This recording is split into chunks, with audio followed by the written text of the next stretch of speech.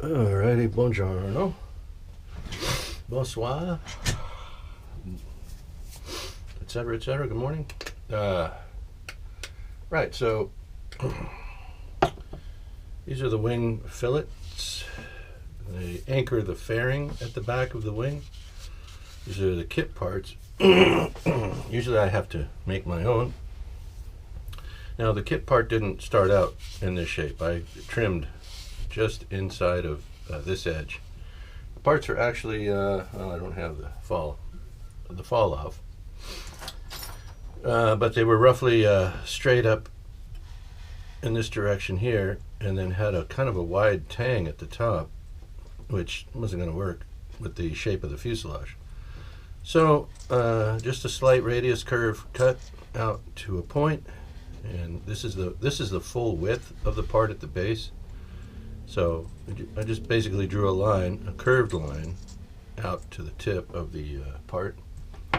We just mirrored them. Once I had the one cut and fit and it was right, I just flipped it, traced the line onto this part, and as you can see, we have symmetry.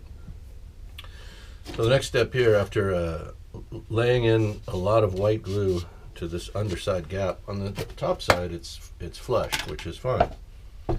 It's just one less seam to fill. If there had been a gap at both the top and the bottom, that would have been fine, as long as the part was oriented correctly. So there's a slight upward sweep. I'm pointing downward because the aircraft is inverted. There's a slight upward sweep to this part. It doesn't just come straight off the bottom edge of the wing and stay flat to the bottom of the wing. They kind of taper upward. So that's how they're attached, as it were. And looks like I'm going to need some more of this filler. I'm almost out here. But that's cool. We only need a little bit for this. It's just that I still have to layer a couple of, and do a couple of sessions on the underside of this wing before it's prepped for paint. There's really almost no, I think I only did one or maybe two applications of filler onto the underside of this wing. So here we're just going to come in and we just want a flat surface on there. First and foremost, we'll address the wood grain and all of that on a future application of the filler. For now, I just want to get this to look flat here, and to fill this gap along this edge. As you can see, there is a gap along this edge, and that's what we're filling. There's also a little bit of a gap there, but like I said, I'm mostly concerned with this one and getting this more or less flat, or like that. I'm going to get this end of it out here. There we go. Right, so now that can be sanded flat, and then this will be sanded into a point, right to the point where it merges with the fuselage. And that'll happen as we're shaping the fairing on the top side. So anyway, there's that, and then there's this zone down here which needs a filling. So when I begin laying on the fairing, it's going to wrap around the front of the wing and join and go all the way across this joint here. And so I'm just going to pre-fill this particular area while I'm down, while we have the airplane upside down.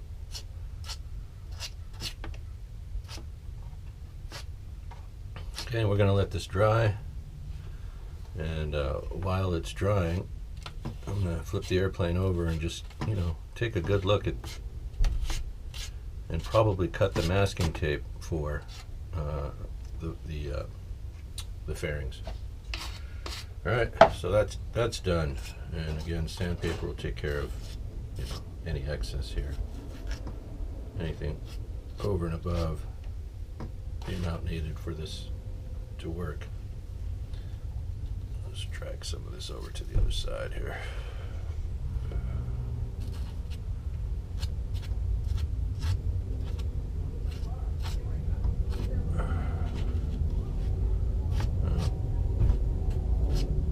Come on now. There we go. That looks a little bit, I guess, better. There'll be more to come as far as to follow up on this spot. I should pull the landing gear off while I'm doing this, but you know, I'm just gonna be careful and get that in there. All right. Okay, so there's that. Wing root fillet, and then the wing fairing. Fillets and fairings. On the tail, there were no fillet parts. That is not how the tail is looks on the DC-3.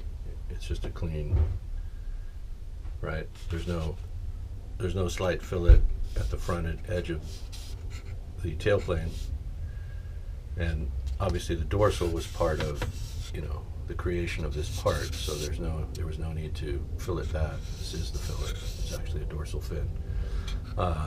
Right? So, anyway, that's the difference. Fillets and fairings. And there you can see on the top side, I don't know if you can pick up the upward sweep of the part. But again, the fillets do not come straight off of the wing. They're angled slightly upward at the towards the tail. They actually follow the line of the fuselage and not the line of the wing. I don't know if I can show you that from this angle. I'll probably have to take the camera down to really show that. We'll do that later. All right, so work on the C-47 DC-3 continues. Again, this is going to be done up in the Western Airlines Native American motif. This is the rotating red beacon. It just flashes. And I'll be putting a lens cap over it. Basically, you'll be using probably this part here from these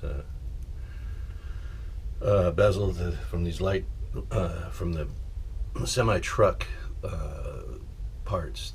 When you buy an AMT plastic model semi-truck, you get this lens tree, and this is for the running lights or whatever, cab lights, trailer lights.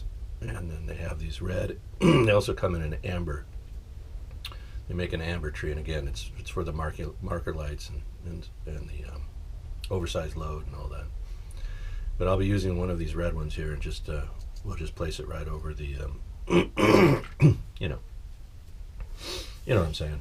I'm kind of dying this morning. Every morning, you know, congestion.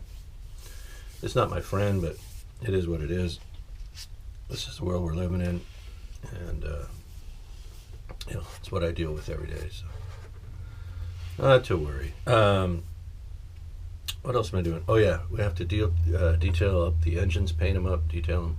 So I'll be masking off the crankcase bell. This is the color they're going to be, so they'll be masked off now, and then I'll spray silver, the aluminum paint overall, and then we'll mist it with the matte black, and then I'll shoot some semi-gloss onto that.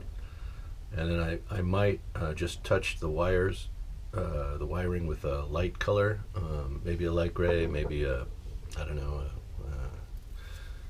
Oftentimes the wiring on these older planes was wired, it was a cloth wrapped wire, and they'd use like an ecru color, kind of a tan color of fabric, weaving sleeves over those, and so I might just use that color to offset everything else, so they stand out a little bit inside of the cowlings. Right, so we'll get those doctored up. I'll be marking and cutting the flaps from my birch ply stock, and I think I'll use this heavier stuff for that. I don't know, maybe I think I've got enough of either one, but it might be just down to inventory, and I've got plenty of that thickness.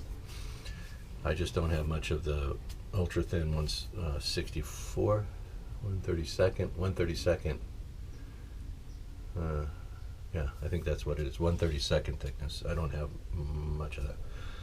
I'll pop the gear off. I've got to take the wheels out and paint the hubs and paint the drum housing, the brake housings,